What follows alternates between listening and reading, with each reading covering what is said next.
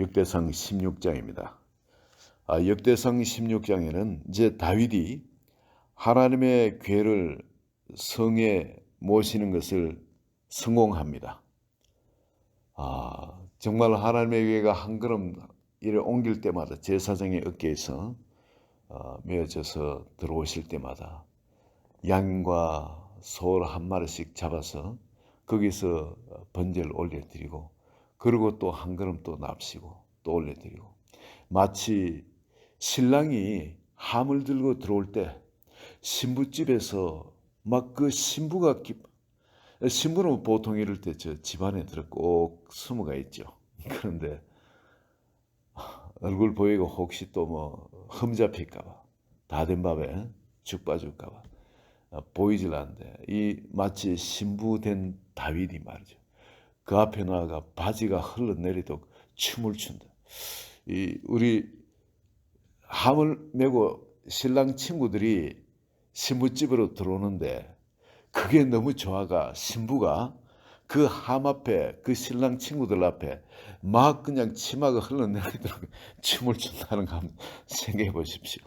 동네 사람들은 전부 다 담을 넘어 함 들어오는 거 구경하고 밀고 땡기고 하는 거 구경하고 가는데, 그 앞에 신부가 나타나서 막 그렇게 춤을 추고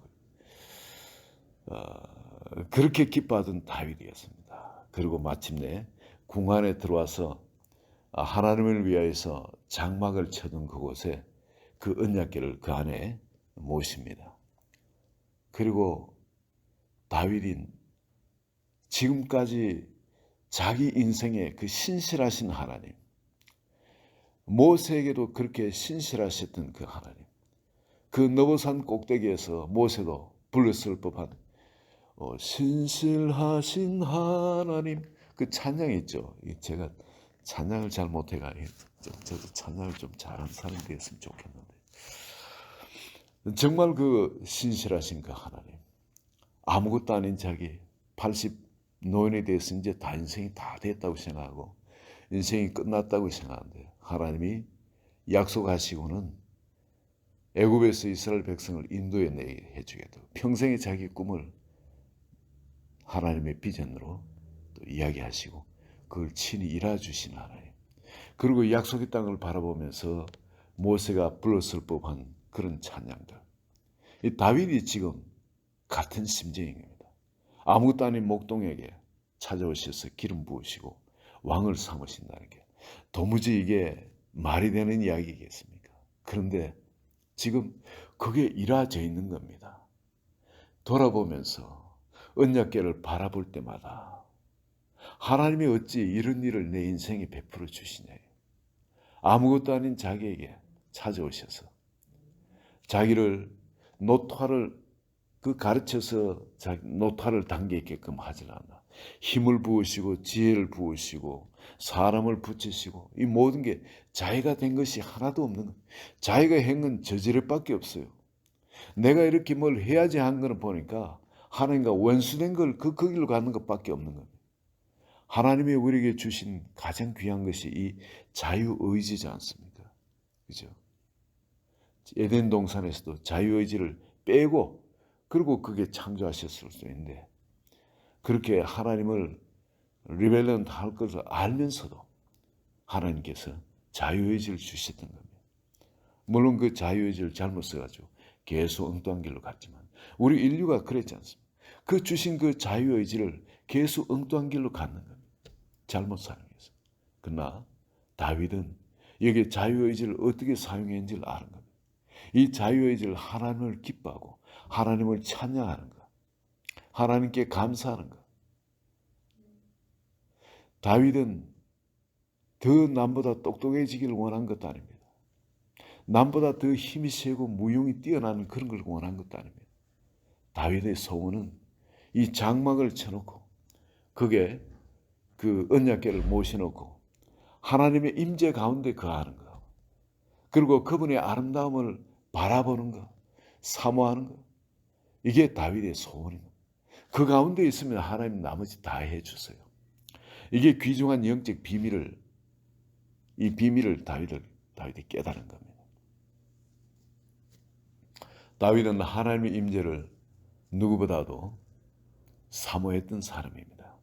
그래서 27절에 보시면 16장 27절에 존귀와 위엄이 그의 앞에 있으며 능력과 즐거움이 그의 처소에 있도다. 이게 다른 번역으로는 영광과 위엄이 그의 임재 가운데 있으며, 다윗은 이 임재에 들어간 사람이거든요. 이 임재를 누구보다 사모했던 사람입니다. 사랑했던 사람입니다. 나라에 바쁜 것도 많고 하지만은 다윗은 국무가 얼마나 많겠어요. 근데 그 임재 가운데, 그 가운데 들어가서 그냥 밖에 찬양하는 사람이 많아요. 24시간 찬양하도록 하셨습니까?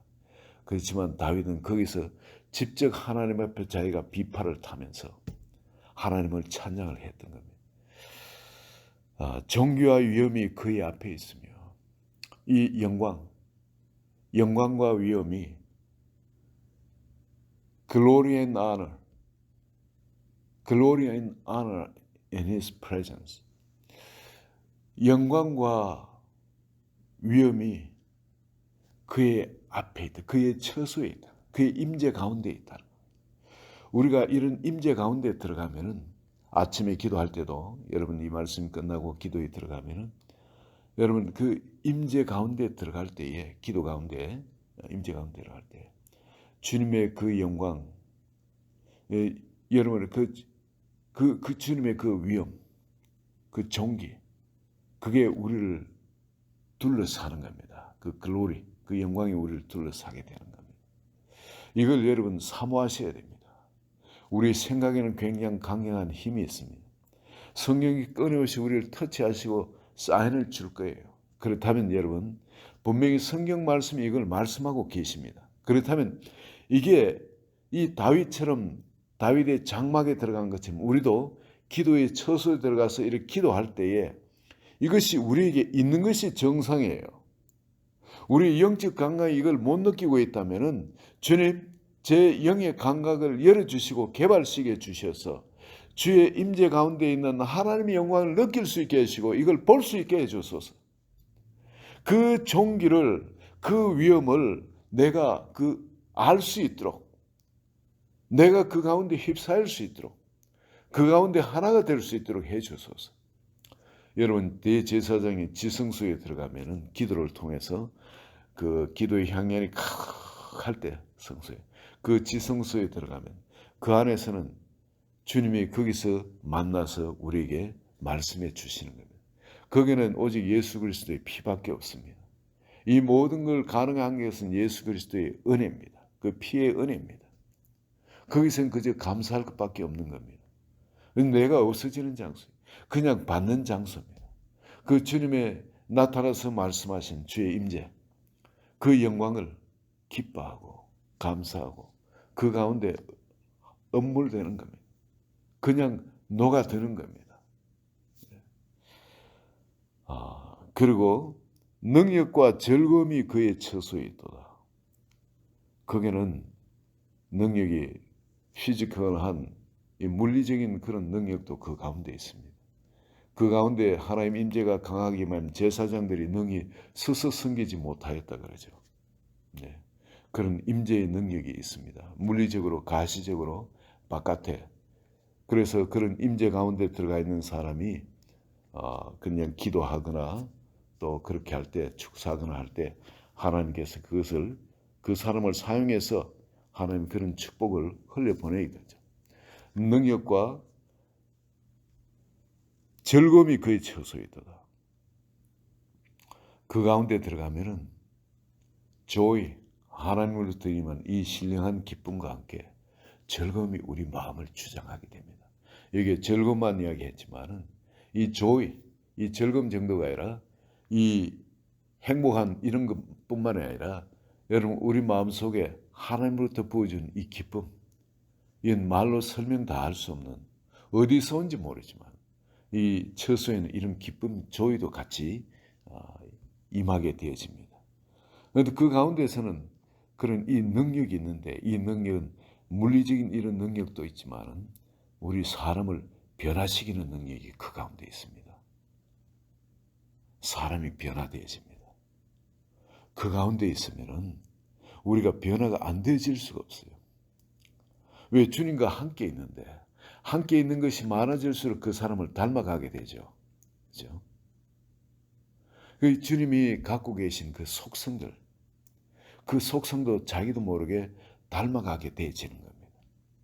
그걸 맛보지 못한 사람은 바깥에 나와서 그 여전히 자기의 옛 사람으로 살아가게 됩니다만은 그것을 맛본 사람은, 그것을 누리고 있는 사람은 그보다는 이 주님 안에서 주님의 공간 이게 더 좋거든요. 세상에 어떤 좋은 걸 갖고 그걸 악이 다툼하고 마음 불편해가 하는 것보다는 그렇게 하면은 주님의 임재 가운데 들어가서 그만큼 손해를 보는 겁니다. 왜? 내 마음을 딴 데 뺏겼기 때문에 다시 그걸 물이 당길 수 있는 그런 그릇을 만들려면은 이 시간이 걸리거든요. 그 삶의 현장에서도 주의 임재를 이렇게 누릴 수가 있는데, 근데 그걸 뺏겨버리는 거, 이거 바보스러운 겁니다. 또 내 스스로 막 그걸 취하려고 한다고 해서 취해지는 것도 아니에요. 사울 왕을 통해서 보지 않습니까? 그거는 지옥의 삶이 되는 겁니다. 그냥 하나님이 취하게 하도록 하나님이 앵겨주시는 거예요. 하나님의 것은. 하나님이 이루고자 하는 건 자기가 나서서 하는 게 아닌 겁니다. 그죠? 나서서 하게 하시면 그러면 하는 거고, 아니면 기다리면 돼요. 다윗이 왕이 될 수가 있었습니다만 이제 뭐 객관적으로 보면 다 왕된 거 아니겠어요? 사울이 죽고 나면. 그런데 안 나아갑니다. 묻습니다. 주님, 갈까요? 그래, 가라. 어디로 갈까요? 그 헤브론을 가라. 헤브론 가면 12지파 중에 유다 지파, 자기 지파에 거기 다스려 가라. 그럼 거기 하나로 만족하는 겁니다. 욕심내지 않았어요. 언제라도 나머지 10지파 자기가 그냥 취하면은 그 전부 다 내 것이 되는데, 왜냐하면은 그 나머지 지파들에서 사람들이 그 우두머리 장군들과 이 아주 그 뛰어난 용사들이 자기한테 다 몰려와 버렸거든요. 그럼 나머지 전부 저 껍데기밖에 없는데 가서 싸우면은 이 뭐 말도 안 되죠. 그냥 취할 수 있는 겁니다. 그런데 다윗은 하나님보다 앞서질 않았습니다. 하나님이 주신 그게 가장 좋은 거예요. 그냥 그 자리에서 하나님이 하게 하시면 그 분량으로 한 달란트 주면 한 달란트, 두 달란트 주시면 두 달란트, 그것만 성실히 하는 겁니다. 그게 가장 귀한 복인 거예요. 다윗은 그걸 알고 무엇보다도 실심한 것은 어디에 자기 마음을 뒀냐? 하나님의 임재, 하나님을 사모하는 것, 하나님을 기뻐하는 것, 하나님께 감사하고 하나님을 찬양하는 것, 하나님과 함께하는 이거를 다윗은 가장 기뻐했던 겁니다. 이거를 그 하나님을 인격체, 그저 관념적인 존재가 아니라 그 하나님은 진짜 다윗한테는 인격체인 거예요. 실제, 리얼리티, 자기 앞에 존재하는 하나님. 항상 다윗은 하나님을 자기와 함께 모시고 다니는 거예요. 그 언약궤가 이제 자기 안에 들어오신 거예요. 그 언약궤가. 이 다윗은 여기에 고백할 때 찬양하라 그러죠. 찬양하는데 12절 13절에 보면 그의 종 이스라엘의 후손 곧 택하신 야곱의 자손 너희는 그의 행하신 기사와 그의 이적과 그리고 그의 입의 법도를 기억할지어다. 그 입의 법도는 먼저는 사랑의 법입니다. 하나님이 우리를 먼저 이렇게 사랑하시고 자기를 그렇게 사랑하도록 요청을 하신 거예요. 그의 법도를 기억해라는 거예요. 그리고 또한 뭘 기억해요? 하나님 그거를 약속하신 것을 이룰 수 있는 전능하신 하나님이라는 거예요. 그의 행하신 모든 기사와 그 모든 이적들, 그걸 그의 입의 법도와 함께 기억해라는 거예요. 그리고 돌아보시면은 아무것도 아닌 이 그 아브라함을 택해 가지고 민족을 이루겠다고, 나라를 이루겠다고 약속하시고, 그리고는 그걸 오늘날 다윗 자기를 통해서 일해가지고 온 나라에 지금 하나님이 약속하셨던 그 모든 것, 정복되지 않은 것이 없도록 그 땅을 온전히 다 취해가지고 있지 않습니까? 다윗이 자기가 능력이 있어 한 거 아니거든요. 다윗은 기억하는 겁니다.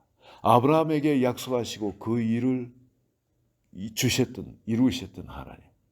그 하나님께서 오늘날 참 이전에 모세를 통해서도 약속하시고 그리고 바라보기만 하게 하셨던 그 하나님이 지금 자기는 하나님이 자기 손을 통해서 그 모든 땅을 다 회복케 하신 그 하나님을 믿음의 눈으로 지금 바라보는 겁니다. 그리고서 주님의 그 약속과 함께 그리고 그가 행하신 모든 기사와 이적을 바라보는 거예요. 그러면서 그 하나님이 어떤 분입니까? 성실하신 분이죠. 약속한 그 약속을 전적으로 믿고 자기 인생을 들여버린 사람에게는 지키시고 보호해 주십니다. 모든 필요한 걸 공급해 주세요. 그리고 보호해 주세요. 인도해 주세요. 가르치세요. 그리고 세우십니다. 친히.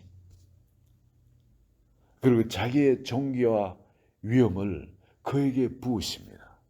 지금 다윗이 바로 주님 안에 주님이 가지신 그 영광, 그 존귀와 위엄이 자기에게 지금 의미가 있는 겁니다. 그렇지 않습니까? 그리고 능력과 즐거움이 자기에게 또 임해가 있는 겁니다. 골리앗도 능력이 있어 하나님의 능력으로 그를 물리친 거 아니겠습니까? 능력과 즐거움이 자기한테 임해가 있는 하나님의 것이 그 신령한 그건 자기 것이 아닌데 그 자기한테 그저 은혜로 베풀어 주신 거예요. 다윗은 그걸 모든 걸 돌아볼 때마다 너무너무 감사하고요.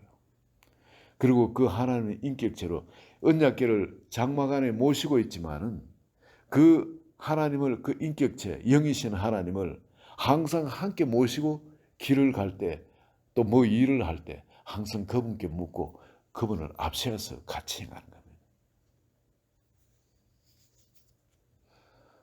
이 하나님을 무소부재하신 하나님. 자기가 항상 찬양을 올려드릴 수 없으니까 언약궤에 그게 이 아삽 그 레위인이죠. 이 사람들을 앞세워서 항상 찬양하게 합니다. 제사장 그 앞에서 항상 나팔을 불게 하고 하나님을 온갖 악기를 통해서 24시간 조를 바꿔가면서 하나님을 찬양하게 합니다. 그 찬양과 존귀를 받기에 합당한 하나님이니까요. 살아계신 하나님.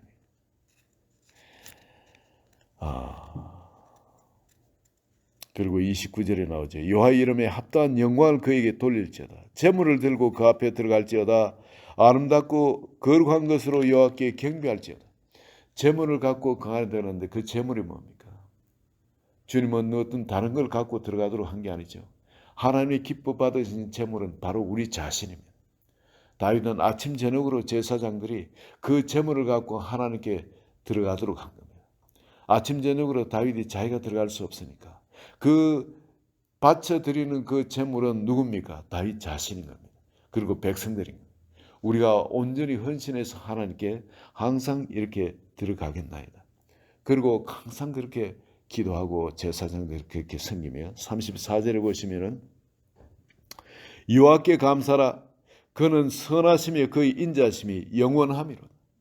하나님은 선하십니다. 그분의 그 사랑과 우리에 대한 그 긍휼하심, 이거는 영원한 겁니다. 그분의 우리를 향한 성실하심도 진실하심도 우리를 향한 선하신 마음도 영원하신 거예요. 변치를 않으십니다. 바로 그 다윗을 오늘 그렇게 있게 하신 그 하나님, 그 하나님이 찬양받으시기에 합당한 그 하나님이 바로 오늘 이 자리에 계신 한 분 한 분의 그 하나님입니다. 그 믿음의 이스라엘 사람들에게 그렇게 행해 주셨던 것처럼 오늘 그 하나님은 우리 한 사람 한 사람에게 그렇게 인생에 행해 주시기를 원했어요. 다윗처럼 흙수저였을지라도 그 당시 양을 치는 목동은 가장 가난한 집안에서 그 일을 합니다. 좀 있으면은 그런 거 아니에요. 농경사. 그 엘리사 같으면 12개의 소를 갖고 논을 갈고 그러죠. 그럼 부잣집도 아니고 다윗은 그저 목동이었어요. 아무것도 아닌 존재죠. 모세도 다 끝나버린 그런 인생이었어요. 아브라함도 크고 뛰어난 그런 민족에서 잘나서 택한 것이 아니라 모든 소망이 끊어진 75세 나이에 부르심. 그렇지만 하나님께 이 하나님을 알고 하나님께 자기 인생을 온전히 연합해 버리니까 하나님께서 그 일을 다윗에게 이루시는 거죠. 모세에게 이루셨던 것처럼 수많은 믿음의 선배들에게 이루셨던 것처럼 오늘 이 자리에 계신 한 분 한 분에게 그 하나님은 동일한 우리의 아버지 하나님이십니다. 내가 가진 문제, 내가 가진 이런 디세빌리티, 연약함, 허물, 인격이 성품이 다 상관이 없습니다. 주의 임재 가운데 들어가면 주를 그렇게 사모하고 사랑하고 그렇게 주를 닮아가기로 작정하는 하나님이 우리를 통해 하나님이 일을 하십니다. 그 놀라우신 하나님 오늘 아침부터 온전히 소유하시는 독점하시는 한 분 한 분 되시기를 예수 그리스도 이름으로 축원드립니다. 하나님 아버지 너무나 좋으신 아버지 이 믿음의 선배들을 바라볼 때 오늘 또 본문에 나온 이 다윗을 볼 때 다윗은 이 비밀을 알고 영이신 하나님을 실제 만나고 누리고 또 교제했던 거죠. 우리의 삶의 모든 것을 다해 하나님을 기뻐하고 찬양하며 감사하며 주와 연합하는데 우리가 주를 더 앙모하고 주를 사모하는 것 더 닮아가기를 원합니다. 그 가운데 거하기를 원합니다. 오늘 주의 성령께서 우리 한 사람 한 사람 하나님의 영으로 충만하게 하시고 이 계시 영으로 충만하게 그 가운데 거하며 주의 임재로 우리가 만족하도록 그런 자리로 인도하여 주소서. 예수님 이름으로 기도합니다. 아멘.